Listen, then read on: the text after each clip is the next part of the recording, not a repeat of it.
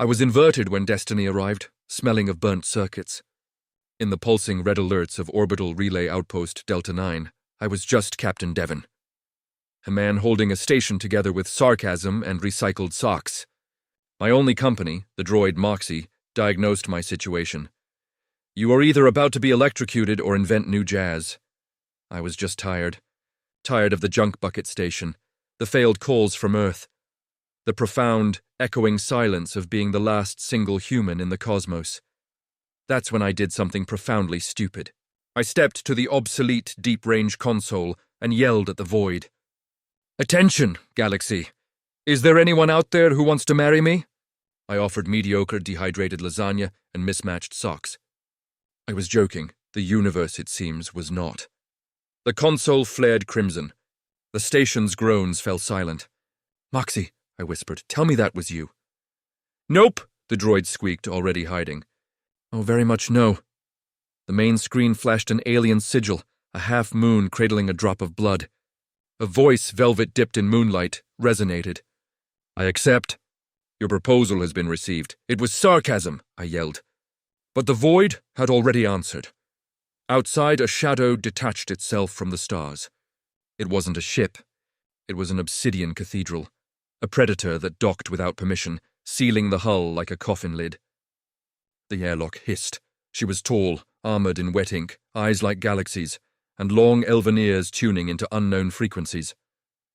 "I am Vale," she announced, her voice a melody that could slice alloy, "of House Nixthorn." I was kidding, I managed, hands raised. Haha, I'm so lonely kind of joke." Vale's smile revealed sharp teeth. "Sarcasm is a dialect of longing. Your frequency was unmistakable. We shall make a home full of fixed toasters." A ring, black and humming, materialized on my finger. This, I reflected, is what happens when your cosmic loneliness has the broadcast power of a supernova. She brought her sleeping vessel, a coffin forged from dying stars. "Most people start with flowers," I noted. "This is a sacred gift." Her date idea? Battle training. She confirmed she didn't drink blood, inefficient, sticky, but the taste was nostalgic. When station security arrived, she calmly asked, "Should I vaporize them?" Worse, she was expecting an engagement duel. My joke, my sarcastic plea, had been a claim signal.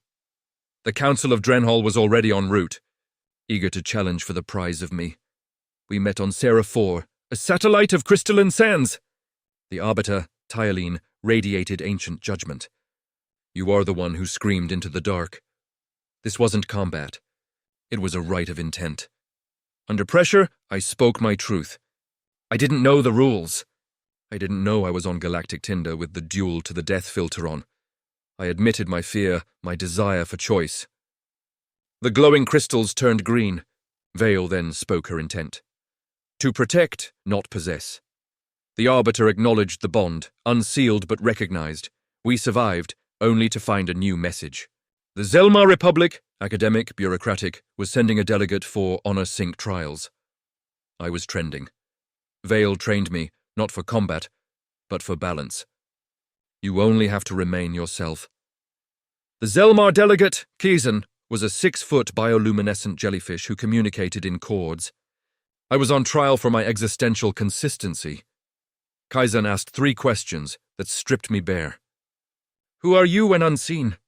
The guy who jokes to hide his fear. "What do you fear you want?" "Connection, I'm afraid to ruin." "Why did you call?"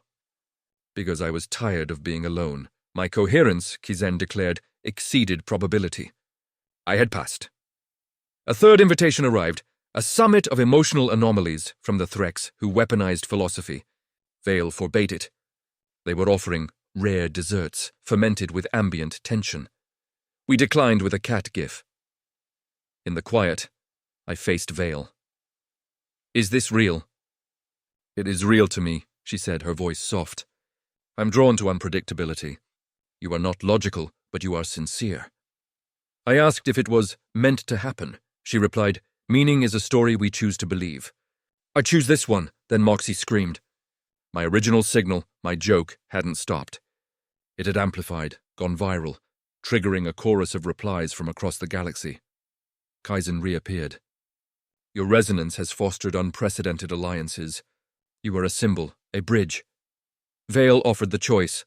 Solitude or emissary? I looked at this terrifying, beautiful woman who saw the sincerity beneath the sarcasm. I chose connection. Life became navigating courtship rituals involving light, thought, and interpretive dance. It started with a joke, a cry into the dark.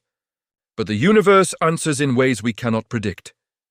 And in the end, the greatest adventure is finding someone who understands your dialect of longing and chooses to laugh with you